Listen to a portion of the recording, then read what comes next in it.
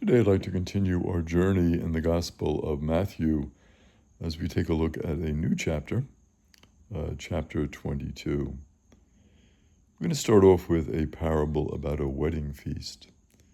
So I think it's appropriate for us to spend a little time in our prayer, thanking God for the gift of the wedding, for the gift of the feast, for the great gift of bringing people together in love.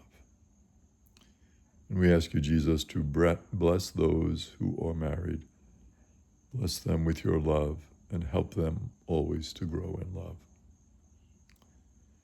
As we take a look at chapter 22, verse 1 talks about Jesus, again in reply, speaks to them in parables, saying, "The kingdom of heaven may be likened to a king who gives a wedding feast for his son." So this king loves his son, is giving a wedding feast for his son, is very happy, wonderful occasion.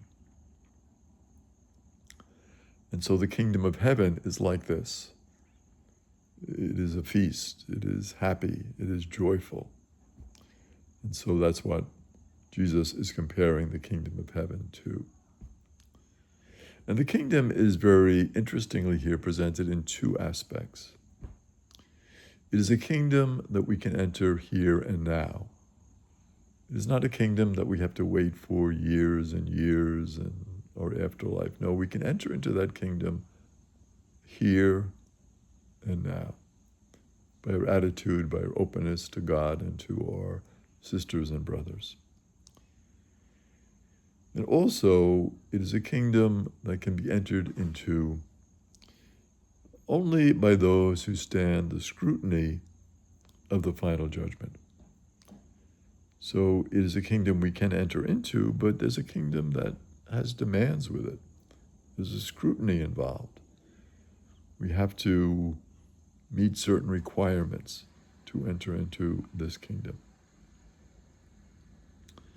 And the parable has this twofold aspect of, yes, being a judgment on Israel in terms of whether or not they accept Jesus as Messiah, but also it is a parable about judgment on Matthew's community. So we can tend to sometimes project onto, well, Israel didn't do this, or this one didn't do that, or, and we can talk about that, but also we have to talk about our own communities. How are we accepting the message of God? How are we entering into the kingdom? So it's not so much always projecting on others, but it's taking that look within. Am I part of this kingdom? Am I trying to establish this kingdom? And then, of course, we have the great image of the wedding feast. What a beautiful image. Feast, wedding, joy. And this idea of final salvation, ultimate salvation, portrayed as a banquet in the Hebrew Scriptures. So Jesus is drawing on that great wealth within the Hebrew Scriptures of this tremendous tradition of the wedding feast as salvation, as a great image, metaphor for salvation.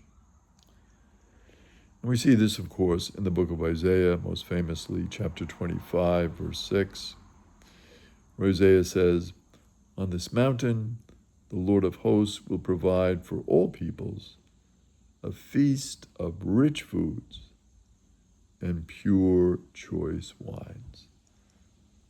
What a great image for ultimate salvation. What a great image for heaven, right? The beautiful, rich foods. You can just picture this, going into this banquet hall, and we've got all this great food to choose from. It's like delicious. And then to accompany those delicious foods, we have these choice wines. I'm getting hungry just thinking about it. It's just a great image for the kingdom. So in verse 3, the parable continues. Jesus says he dispatched his servants to summon the invited guests to the feast, but they refused to come. So they were invited. He's saying, now is the time for the feast, come, but they refuse. Why aren't they coming? This is odd. It's a feast. Who wouldn't want to come to a feast? But they don't come. So in verse 4, a second time, he sent out other servants, these are different servants, saying, tell those invited, behold, I have prepared my banquet, my calves, fattened cattle are killed, everything is ready. Come to the feast. It's all ready. Come. This is going to be a great feast. Come to this feast. This is an amazing feast. It's interesting. Two groups of servants sent, as in the parable of the tenants. Interesting how Matthew does this. And of course, Jesus always talks about going out in twos to preach the gospel. Never just one, but going out with others. Very important. And the servants can be seen as the missionaries, those who go out and tell others about the good news. So in verse 5, some ignored the invitation and went away, one to his farm, another to his business. So basically, what they're saying is, we're too busy for this feast. We've got things to do on the farm. I've got a business to run. I can't go and just drop everything and attend a feast. It's unrealistic. I can't do it. And in verse 6, it gets worse. The rest laid hold of his servants, mistreated them, and killed them. So now we get into some real nasty stuff. So the king, in verse 7, was enraged and sent his troops, destroyed those murderers, burned their city. He was just furious. Why did they do this to my servants? Why are they ignoring the invitation, first of all, and why are they killing the servants? He's very upset. He takes really extreme action here. What this corresponds to is the burning of Jerusalem in 70 AD. Matthew says they burned their city. So Jerusalem is burned by the Romans because of the defiance, the rebellion of the Jewish people. The Romans put it down and they burned Jerusalem. We also see the punishment of the murderers in the parable of the tenants. So again, parallels between the parable of the tenants and this parable of the wedding feast. Then in verse 8, we have the king again. Then he said to his servants, the feast is ready, but those who were invited were not worthy to come. So they were invited, but they were not worthy. Why were they not worthy? Because of their response. Nothing that they really had to do other than to respond. So what Jesus is saying here in this parable is our response is critical. Our response to the good news, to the gospel, is important. Our response to the call to love our sisters and brothers is an important response. We have to make that response.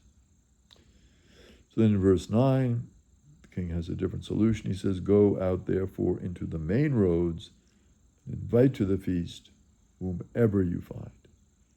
So wherever they are, you invite them to the feast. The main roads are mentioned because these are the roads where the crowds would gather. So not on the smaller roads in the back areas of the town and the villages, but on the main roads, because most people will be there, so there's more likelihood of encountering people on these main roads. And gather whomever you find, gathering, the outcasts, the tax collectors, people in despised trade, whoever. Doesn't matter, gather them all. So in verse 10, the servants went out into the streets and gathered all they found, bad and good alike. The hall was filled with guests. So interesting here, not just the good, the bad and the good together are being gathered. So Jesus is giving us some really good insights to what the kingdom is about. It's about gathering all together. So let us thank Jesus today for that invitation, the invitation to come to the feast, and let us ask the Lord's strength and help, that our response to that might be with our full heart. We might truly come to the Lord with gladness, with thanksgiving, and have that ability to say yes to the Lord. Amen.